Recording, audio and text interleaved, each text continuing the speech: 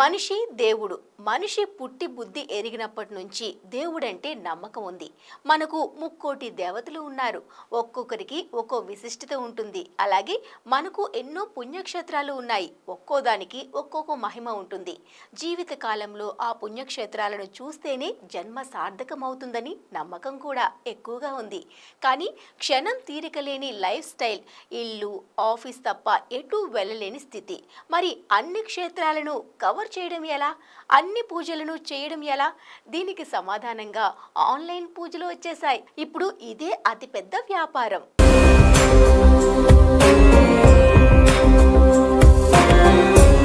భక్తి కోవిడ్కి ముందు ఒకలా ఉంటే కోవిడ్ తర్వాత పదింతలైంది. టీవీలో, యూట్యూబుల్లో భక్తి ఛానల్స్, భక్తి ప్రోగ్రామ్స్ ఎక్కువైపోయాయి. కొండదేవతల ఆశీర్వాదం కలిగిన కోయదొర్ల జ్యోతిష్యానికి, రుద్రాక్షలకి, భక్తి ప్రవచనాలకి ఇలా పూజలు చెయ్యకపోతే అలా దారుణాలు జరిగిపోతాయి టైపు వీడియోలకు డిమాండ్ దారుణంగా పెరిగిపోయింది. అలాగే ఆధ్యాత్మిక యాత్రలకు కూడా డిమాండ్ విపరీతంగా పెరిగిపోయింది.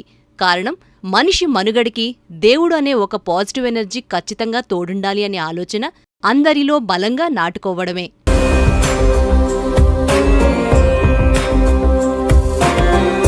కోవిడ్ తర్వాత భక్తి భావన జనంలో విపరీతంగా పెరిగిపోయింది. ఆన్లైన్ క్లాసులు, ఆన్లైన్ ఆఫీస్ వర్క్లతో పాటు ఆన్లైన్ భక్తి మార్గాలు కూడా పెరిగిపోయాయి. బోలెడన్ని యాప్లు పుట్టుకు వచ్చి పుణ్యాన్ని ప్యాకేజీల రూపంలో డోర్ డెలివరీ చేసేస్తున్నాయి. ప్రసాదాలు కూడా ఇంటికే పంపించేస్తున్నారు.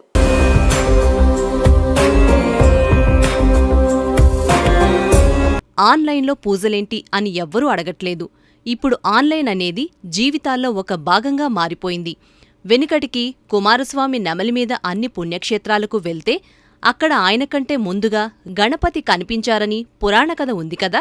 గణపతి ఇంట్లో కూర్చుని అమ్మా నాన్నల చుట్టూ ప్రదక్షిణాలు చేస్తే అన్ని పుణ్యతీర్థాలకు ఆయన వెళ్ళినట్టే అయిందని ఆ కథ సారాంశం.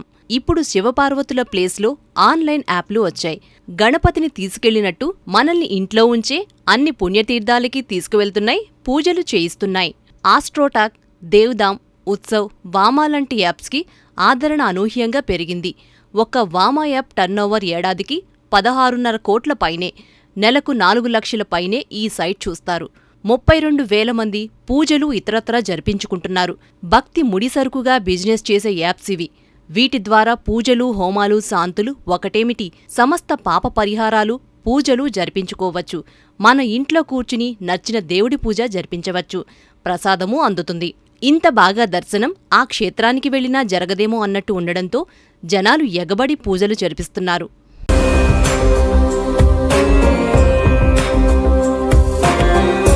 ఆన్లైన్ అయినా ఆఫ్లైన్ అయినా భక్తి భక్తే. దేవుడంటే భక్తి పెరగడం నిజంగా శుభసూచకం. భక్తి పేరుతో ఇంతమందికి ఉపాధి లభించడం, ఇన్ని రకాల విశ్వాసాలు, నమ్మకాలు పెరిగిపోవడం ఎంతో హర్షణీయమని చెప్పాలి.